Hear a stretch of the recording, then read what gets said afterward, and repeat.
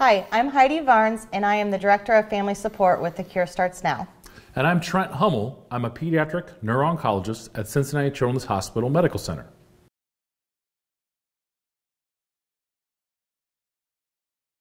The purpose of a biopsy in regards to DMGs, or diffuse midline gliomas, is oftentimes to obtain a diagnosis, if there's a question of diagnosis.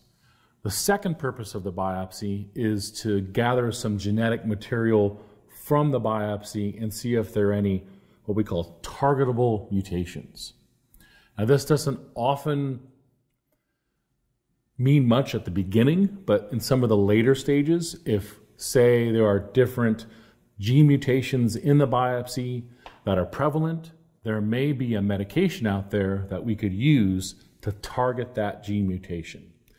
And that provides the physician and the parent with a little bit better understanding and knowledge of the tumor rather than just throwing drug X and Y at the tumor without knowing if drug X or Y's target is there.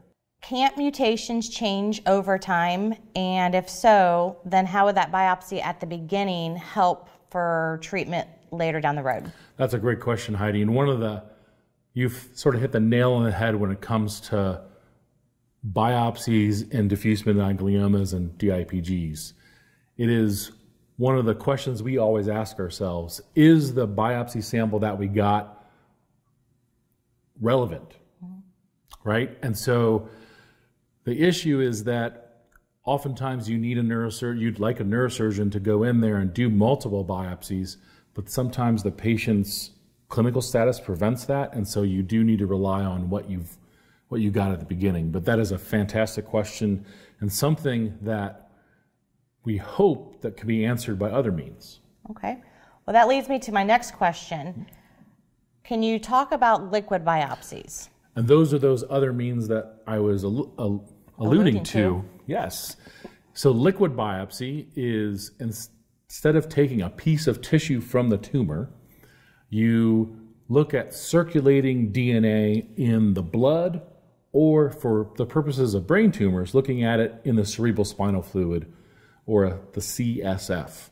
And to get that, you need to undergo a spinal tap or a lumbar puncture. Recently, as an example, Memorial and Sloan Kettering Cancer Center has a CLIA-certified liquid biopsy using cerebral spinal fluid. And the important catchphrase in there is CLIA-certified. Yeah, what is that? Which means they can use that as a diagnostic test.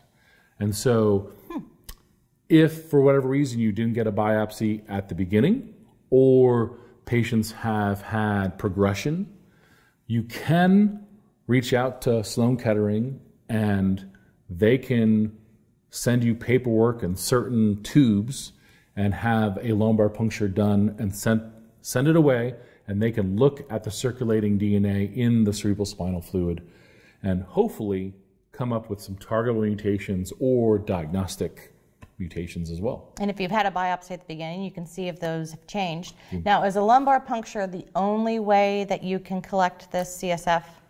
So that is by far the most common way. If you needed to have a procedure, say your child has pressure on the brain, also called hydrocephalus, and the neurosurgeons were going to be doing a third ventriculostomy or a shunt, at the time of that procedure, they can also get CSF or cerebral spinal fluid at that time. Okay, thank you.